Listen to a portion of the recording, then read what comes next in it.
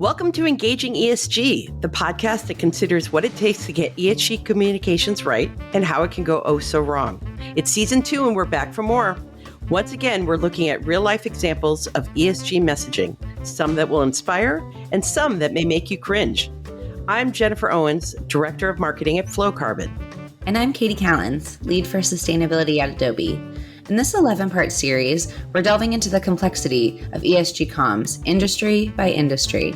We'll highlight lessons learned and share practical tips you and your team can use today as you navigate the evolving landscape of environmental, social, and governance topics. Let's get started.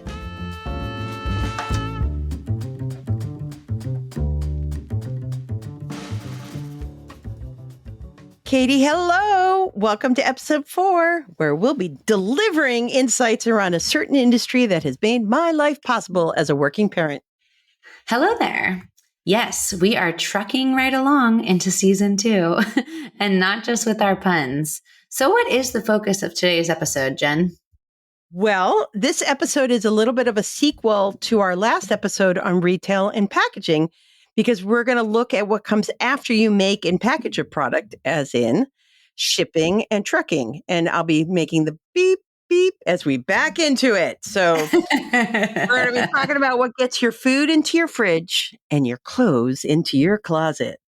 So the shipping and trucking industries, they're incredibly important. They touch nearly every aspect of our lives. So it's probably not too surprising that within the transportation sector, which is already a big carbon emissions sector, they both are very high in terms of their own carbon emissions. So trucking is second at 23% of all the transportation carbon emissions. So trucking is second. Shipping is third at 11. And number 1 is passenger cars. So, they hold the number 1 at 39%. So trucking, shipping, passenger cars, that's what's leading where the greenhouse gas emissions are coming in this world that we're talking about. So, can I ask a question about that? No, you cannot. So when I see like an Amazon delivery, is that a truck or would that be a passenger vehicle, do you think? I would assume, now I'm already deep into the fog of things I don't know. I would assume that would come under trucking. Yeah. Back in a million years ago when I was covering online publishing, I learned the whole terrible problem of categorizing things, because you know it Right. when you see it sort of thing. And then you're like, well, and the example was at the time was teen magazines, because a bunch of magazines would say they had teen readers. And then a bunch of the teen magazines like to say they had older readers. And it's like, come on, it's called 17 magazine. You're a teen magazine. But It was really hard that there'd always be the edge cases for all of that. And I think trucking is like, of course it's a truck. Well, what do you mean? So. Okay, cool. Well, we can make sure to look into that a little bit more too. Yes. And actually, I would love one of our listeners to school us on what is a truck. So. Ooh, yes. That'd be awesome. Feel free to let us know in the comments. Ships versus boats, trucks versus cars. I love it. Yes. Well, okay. So, I always have to talk about my previous life. And so in the last episode, I also was a fashion business reporter. So I was at Women's Wear Daily and Footwear News, and I covered the issues mostly around labor and trade, quota and tariffs. I was a Capitol Hill reporter. And so this was always a huge part of my beat. NAFTA had come into play, and global trade pacts are always up for discussion. So I would always be in these press conferences and asking about trade equity deals with the Northern Mariana Islands, always asking about the Northern Mariana Islands. And I remember back then a story about Reebok.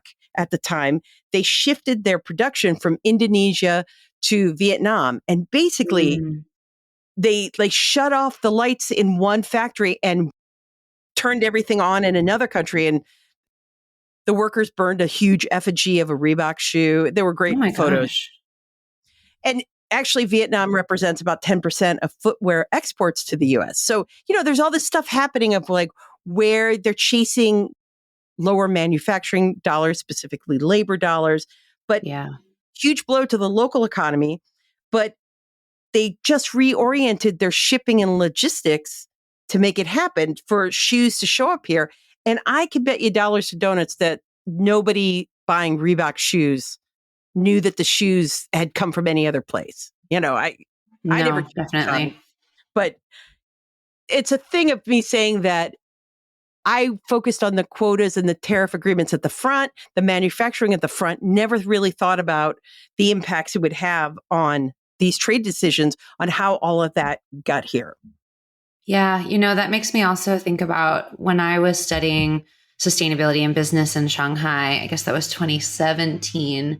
I was doing a research project about apparel and like kind of sustainable manufacturing. And there was Yeah. a similar movement of companies moving from China to Vietnam, partially because interestingly, there was like more transparency in the factories there. Yeah. And they could get more data and more information from these companies that were trying to do good. And so, yeah, there's a host of reasons That's why interesting. companies change, but in particular, companies, some of which have ESG goals. I think I remember Target was one of them. They were actively trying to move their operations out of China. I'm sure some of it was cost, but some of it was also that they were just getting blocked a lot of times by like the Chinese government or different things about trying to get more transparent data about That's amazing. Because that was factory in the conditions 90s. and That everything. wasn't, I mean, I'm sure it was an issue for some companies, but really the issue was just costs. And so it's like, and my data stops from Right. covering those so deeply that this would be a thing. That blows my mind, because that was always the argument that they couldn't, what the advocacy groups were saying is that you were trading human rights for lower Mm. production costs, right? Yeah. I mean, there's always all these trade-offs, right? Right. And I think, as you were just noting, we don't think a lot about the environmental impacts of the logistics that are involved in those trade decisions, let alone their costs. Yeah. And a big part of that we don't get to see, right, is all the ships, trucks, and trains that it takes to get those goods from the stores and then into our homes. Well, and now as I further date myself, in that era, online shopping was just on the horizon. Not, it was kind of, Right. they were like, you've seen the original like landing page of Amazon with like the text, and I mean, it's super fun to, if you go in those web archives and see the first versions of everything. But I grew up in the end of the Sears catalog era, where Right. you'd have to actually call someone and give them the number and then tell them all the sort of things. Now online shopping, I do have my concerns and the like, but it is a survival tool for a working parent trying to get through the holidays and Christmas, Hanukkah, birthdays. December it's a lovely family time in my house. It's awful. Awful. Yeah. I never use the Sears catalog, but I have heard a lot of really interesting stories about what they used to sell. This is not necessarily related to Oh my sustainability, God. but you used to be able to like order a house. Yes, I know. Aren't those? Oh man. Oh Yeah. yeah.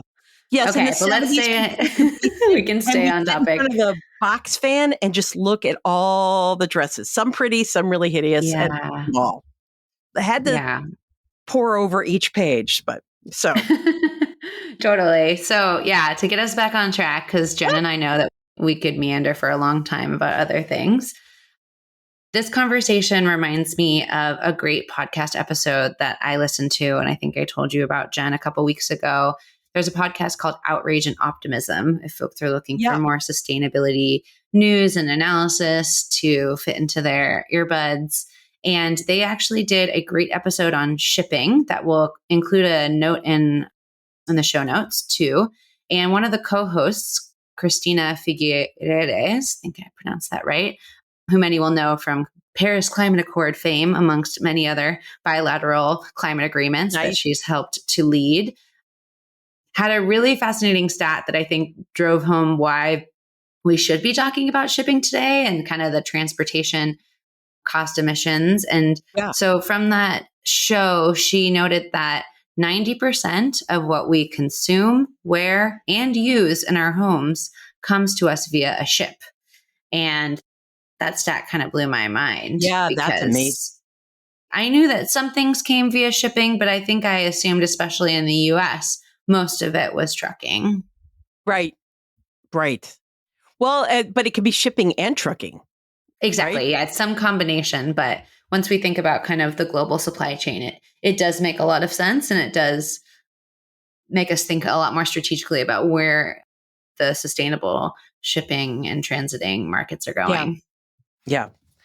Well, and you don't see the ships because we're not hanging out at the ports.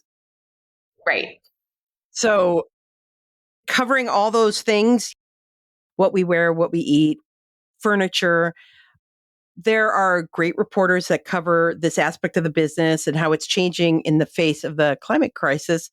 And what I found most fascinating is, much like how we were talking last time, that when it comes to sustainability, the story of shipping and trucking, it's a puzzle made up of a gazillion pieces. Like for shipping, it's not just about sustainable fuel, but about technology, design, infrastructure at the ports, the boats themselves. And I think that's why it's so important that as global trade is growing, and it's growing, so does its carbon footprint grow.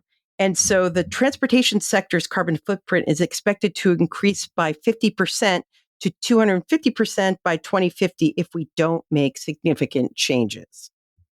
Yeah, that's why I love this topic too.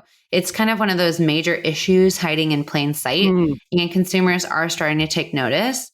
And once again, one of the reasons we're talking about shipping today is it's one of those tough to decarbonize sectors. Or if Yeah. you really want to sound like a climate nerd, you can call it a difficult to abate sector, which is the technical Okay. language that Science Based Target Initiative uses for providing guidance on specific industries that are trying to move towards a carbon-free future, but it's particularly challenging because there's high emissions related to kind of the quintessential work to make their sector work. So in this case, for example, maritime shipping, the SBT offers guidance on how to set targets and account for greenhouse gas emissions in this unique sector, and has to explain how just targets are not only feasible, but necessary for massive industry change and obligation. Yeah. This is a tough one, but it's obviously very crucial to our economy and not going anywhere. And so this can be a really complex sustainability story. If people aren't seeing shipping, how do you make shipping as a concept understood and then resonate from a sustainability story perspective? Yes. I mean, like a story that hides in plain sight and is a complicated one at that. That's Yes. like the math is 3D level chess sort of thinking. So the story that I wanted to call out for us in this is it Maersk? The big Mhm. shipping company, like they were finding Out themselves of Denmark, right? yes, they were in a chicken and the egg situation. Boat builders, and these are huge ships, but the Right. shipbuilders weren't building green ships because there's no green fuels, and then nobody was producing green fuels because there are no green ships to consume it, which we've seen this before. We see it in airline Mhm. fuels, the whole like forward buying commitments to get industries off the ground, but well, it's happening in shipping too. And so they realized that someone had to take the plunge. So 2.5 years ago, they dove in and started ordering green ships. They just we're Okay. going to do it. Morton Christensen, who's Kind of senior like vice build the president, market so to yeah, demonstrate that there will be demand, which just make is it quite happen. an investment, quite frankly. Oh my goodness. So he says that the orders they have in now represent 8 to 9% of our fleet. And what we have also seen very positively is that 5 of the large container liners that we compete with, they have also started ordering these methanol ships that sail on green methanol. That's great. I really love the idea of getting started, especially when it involves a bold commitment to the future of the industry. I think that's a story we can tell. And granted, when Maersk started doing this work, it probably many people thought that they were a little bit crazy or a little bit Yeah. ahead of their time, but now they're being recognized as a leader, and it's clear that industry is moving in is what's the shipping word? They're Driving in that tackling direction. forward. I don't know. My father is somewhere The winds are is at their thinking, oh my sails. God. Yeah, I took you sailing, sweetie girl. Know your terms. We're tacking, port, starboard. Well, so Maersk is today, it says, it's got a net zero goal by 2040. Now, and they own 740 container ships. So it's a huge fleet. And these things are, you've seen them, they're massive. So Yeah. much like with the airlines, the companies making forward buying commitments for sustainable fuels or sustainable ships, this is what drives the industry forward by proving a future market. And it's a commitment that proves that there is a reason, a pathway to do sustainable fuels. Definitely. And actually, this reminds me, I was just listening to something about the future of hydrogen and that they're discovering a lot more hydrogen reserves in France and also in Australia. And people are saying, great, like you're finding this hydrogen near liquefied natural gas, but what are the use cases? Right. And they were talking quite a bit about shipping as one of these kind of difficult to abate sectors that is looking at alternative fuels. And while we probably won't be seeing hydrogen in cars anytime soon, for the shipping sector or potentially the airline industry, hydrogen has the potential to really do those kind of long haul trips. So definitely Wow. on that path to kind of alternative fuels. Yeah. That's another thing is, you have to make your bold decision in a certain choice. Like if they're going to choose green methanol, and maybe they'll be doing green, doing a hydrogen for, like, you have to, these are decisions you make as you make these forward commitments. Totally. Exactly. So, right. It doesn't mean they've figured out the answer by just barreling ahead with this one fleet of green ships, but they're being transparent about their work to succeed with their net zero commitment. And that's really important to building trust. I think often with these difficult to abate sectors, it can seem like window dressing at the beginning to consumers or fellow kind of sustainability professionals, but clearly they are planning for the long term. And I think that the way that they seem to be framing that story is really helping to build their reputation and also hopefully build long-term partnerships. Oh, for sure. I mean, and as a storytelling hook is the real numbers, real ships. So that gives veracity to those bigger ideals that they're trying to work towards. And so then they have to actually retire old ships, buy the innovative new ones, figure out what to do with the old ships. It's still, again, you're right. It's not the like, oh, they found the answers. Because if they did, then it wouldn't be called a hard to abate sector. So Right. there you go. But okay, so that's a shipping story. For a trucking story, we're going closer to home. And there's been a lot of moves in the trucking industry. And one is electric vehicles into fleets. And so there's this cool story that you gave me about the US Postal Service plans to electrify about a third of its delivery fleet by 2028. Yeah, this is huge news, and it's really low hanging win for the climate fight. I think we're seeing, at least with this current administration, a lot of investment from the US government and kind of its departments in green technology and green energy. And the US Postal Service is a perfect example, right? They have a fleet of cars that are constant trucks that are constantly driving around the roads to deliver this public service of the mail.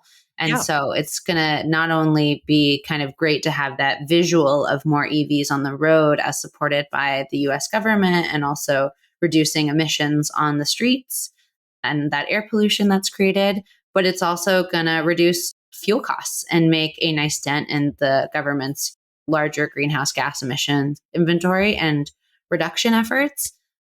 Yeah, I'm actually talking to someone at the government in a couple of days about employee engagement around sustainability and climate work because they're thinking about how to activate the broader civil service, civil workforce, which is a really, really cool thing to think about. What an employee base to activate.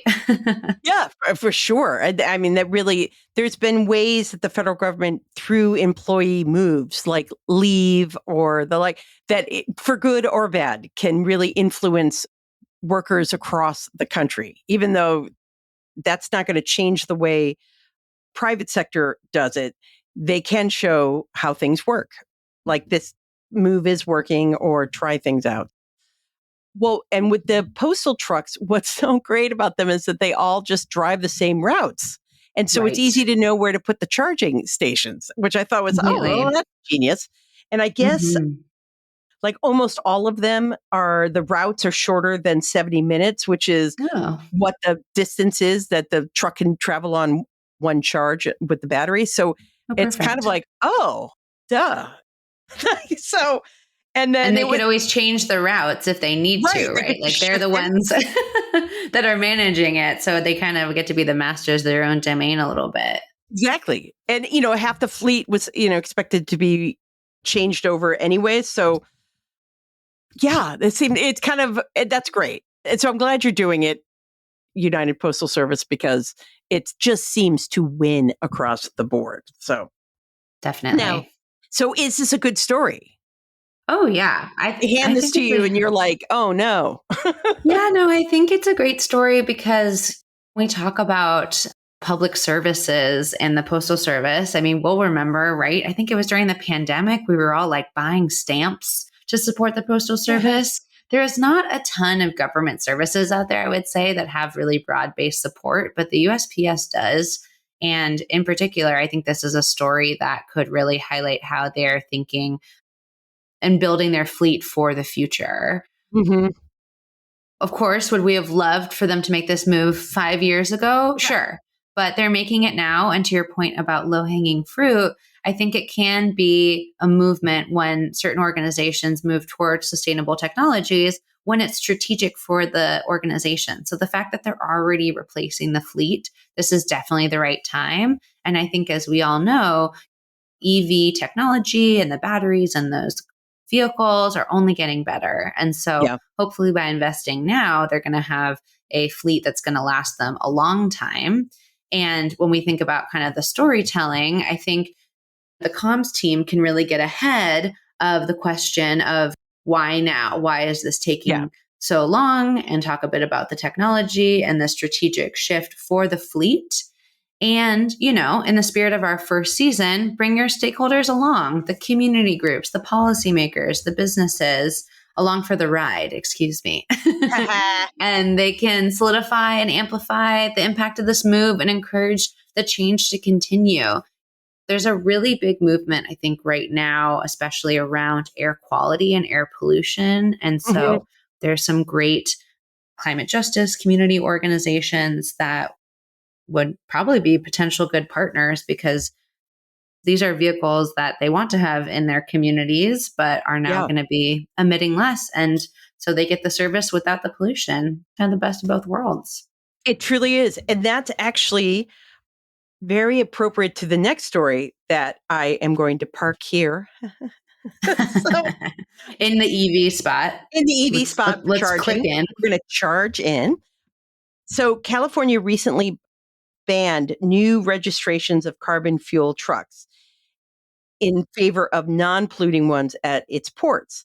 And those ports are huge. And this move is very big. And it's also very expensive.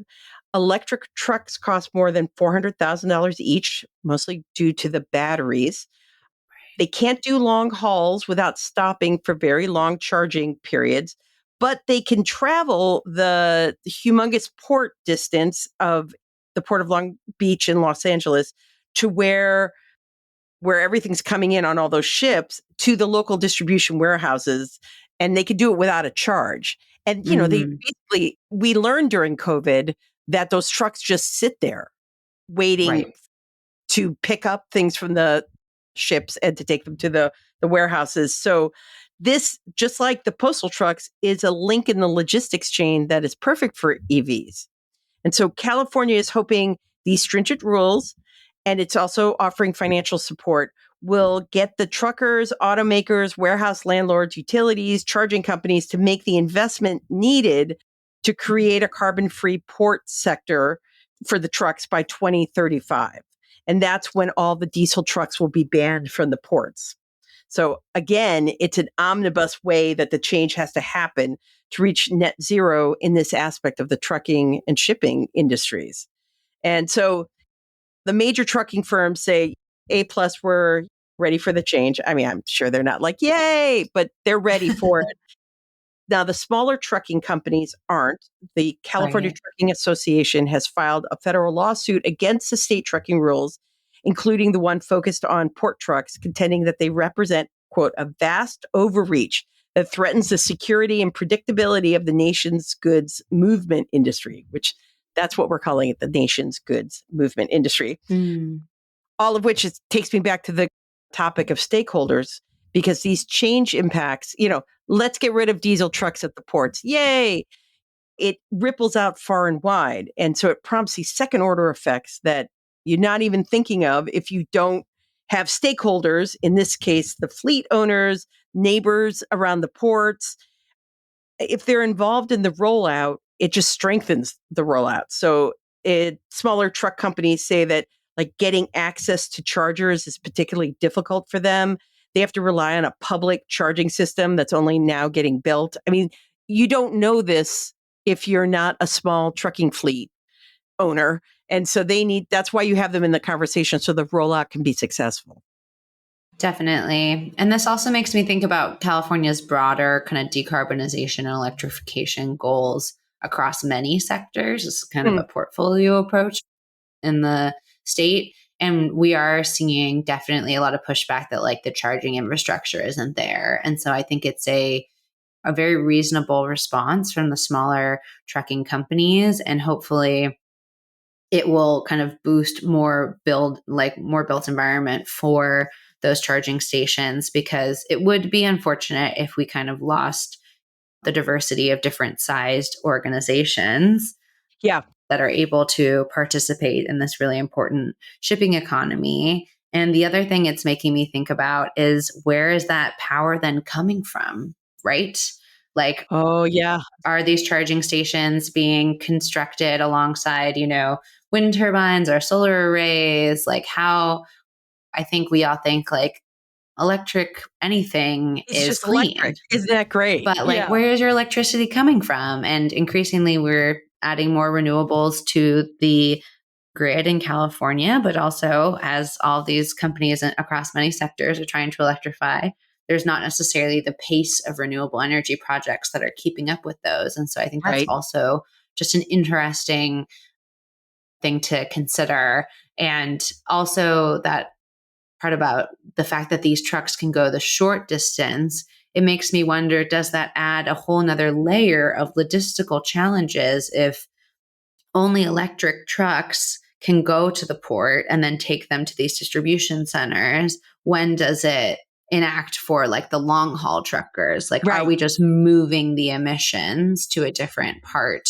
of the ecosystem and of the work? But just, in summary, this is a really important development and there are challenges. And so I think we saw this in the last episode, right? Where policy comes forward, we don't know exactly how it's going to be enacted by the business community. And then there's kind of that push and pull of getting there. But it seems like really important policy. And as you noted, right, it's crucial to remain open to feedback from stakeholders as we navigate through these transformations. Yeah, because we don't want to run over anyone, even with our EV. Right. No, definitely not. And really understanding, the real world challenge is essential, how these stakeholders are going to be impacted, and how we can keep them involved in the ongoing process to ensure that it's successful and additive to everyone's environment and kind of lived experience. So, would you say that we've covered the shipping and trucking industry? Yes, I think that we have certainly delivered on our episode to dive into these tricky sectors. And we'd love to hear more about what our listeners think and how they're considering these omnibus questions in their own industries as well. Yes, I would love to hear how our listeners are working on these issues. Where are they making progress? What is a truck versus a car? These are the big questions we're asking. And how are you bringing stakeholders together? Definitely. Tell us what's working for you or maybe what's not working. And we can potentially discuss opportunities or ways to support on a future episode. So share your experiences with a short note to engagingESG@gmail.com. And thank you again for joining us. And as always, keep engaging. Thank you for joining us on Engaging ESG. Have a question for us to consider or a strategy you'd like us to cover? email us today at engagingesg@gmail.com. Please remember to rate, review, and subscribe to Engaging ESG today. It helps us grow, and even better, be sure to share the podcast with your favorite sustainability, diversity, or social impact colleague. And until next time, keep engaging.